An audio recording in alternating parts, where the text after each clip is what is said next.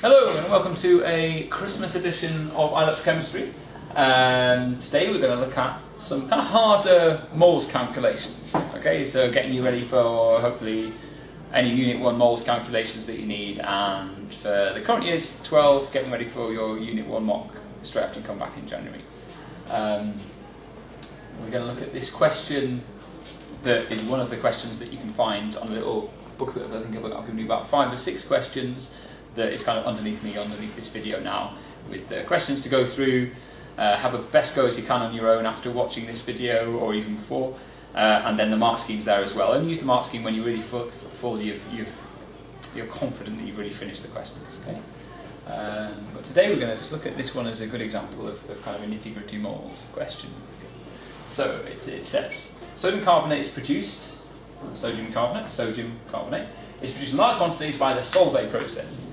In this process, ammonia and carbon dioxide are passed through a solution of sodium chloride, forming sodium hydrocarbonate and ammonium chloride. Okay, first step. In the next stage, sodium hydrogen carbonate is thermally decomposed, so just being break up because of heat, to sodium carbonate, water and carbon dioxide. Calculate the maximum mass of sodium carbonate. So the sodium carbonate is this one, remember, which theoretically, so therefore imagining that our yield is perfect, so 100% yield, we're not going to waste any via side reactions and things, or by not collecting all of our product or anything like that. So maximum mass that we could produce if we used 546 kilograms of sodium chloride. Okay, remember sodium chloride is here, so we're going to have to travel through both the equations here, but it's fine as long as you think about it logically, okay? Right, so remember what our question is how much of this can we form if we have 546 kilos of this, okay? And what we're going to have to do is travel through the equation. Come on. There we go. Right, so we know we have 546 kilos of sodium chloride, and we want to know the mass of this. Okay? And we have the equations, luckily we have the equations all balanced already, so we were kind of along the way there already. Okay? So you need to think to yourself, how do you travel through an equation? If I want to go from here to find out how much sodium hydrogen carbonate we have, and then go from how much sodium hydrogen carbonate we have to how much sodium carbonate we have to work in moles. We have to work in actual amounts of the atoms, actually amounts of the molecules, if they're molecules or atoms or parts of the formula.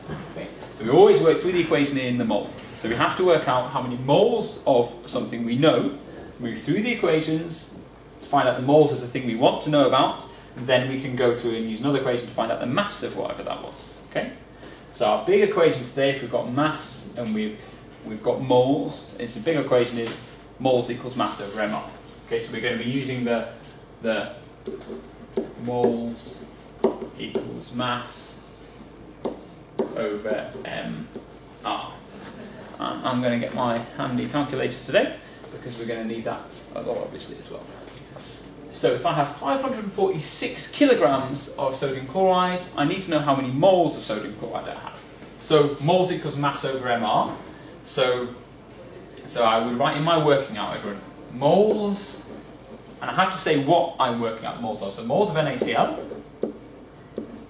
the mass of sodium chloride is 546 kilograms, so 546,000 grams, divided by the mR of sodium chloride. So sodium atom, if I go to my handy periodic table, sodium is 22.99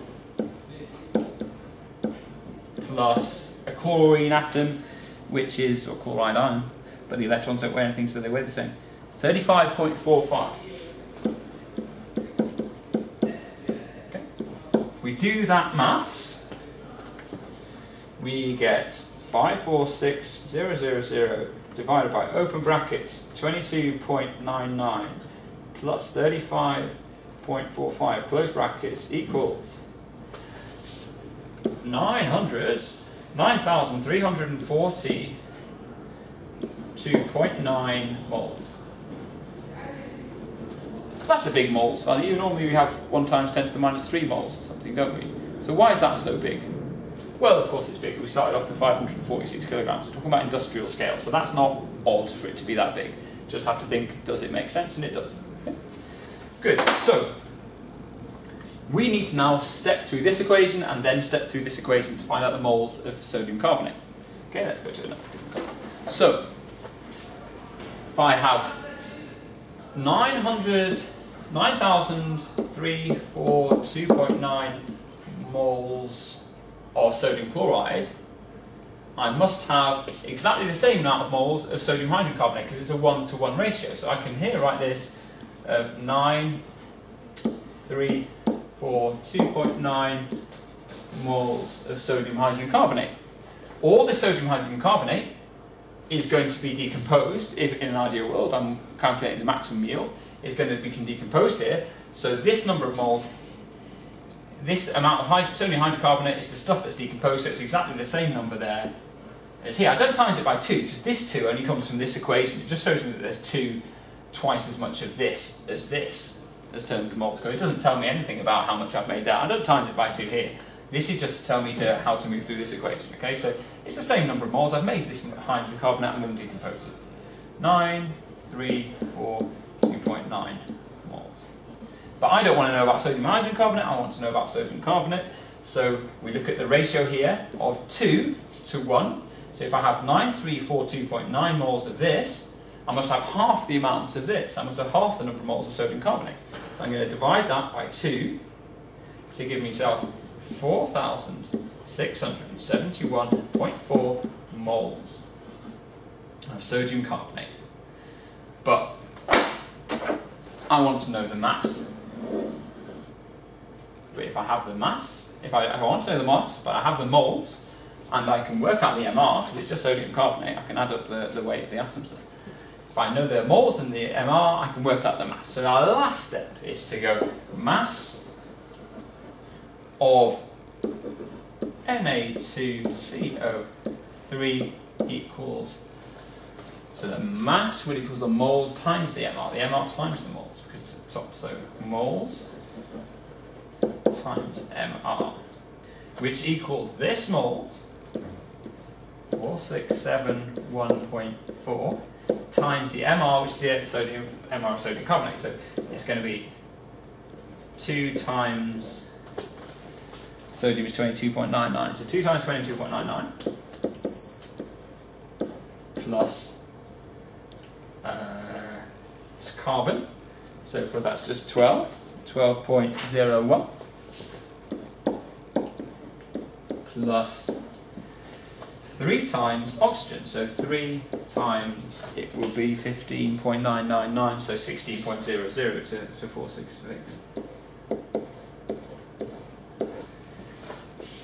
And we're going to do that calculation to find the mass of sodium carbonate. So let's do this. So this times, open brackets again, 2 times 22.99, close first left brackets, plus 12.01, plus, open brackets, 3 times 16.00, close brackets for this one, close brackets for the whole thing, equals 495,127 grams of this, which therefore equals 495.1 kilograms. I'm going to 4 significant figures because in my periodic table I went from 4 significant figures.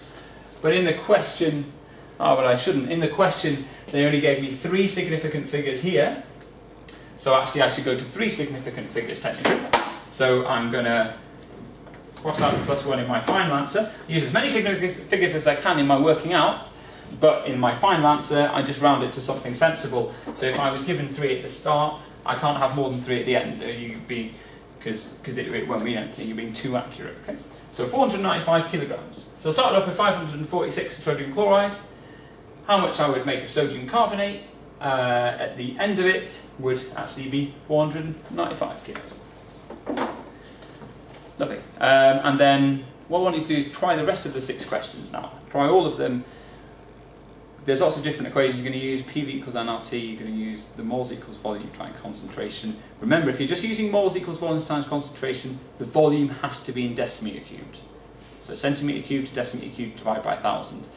You have to have it in decimeter cubed before you put it in the equation, unless you're going to use the equation that involves the 1,000 in the to convert it in the equation. Then use centimeter cubed. You just got to be careful there. Okay? But it's always a same kind of question. It's always, you have to find the moles of something you know.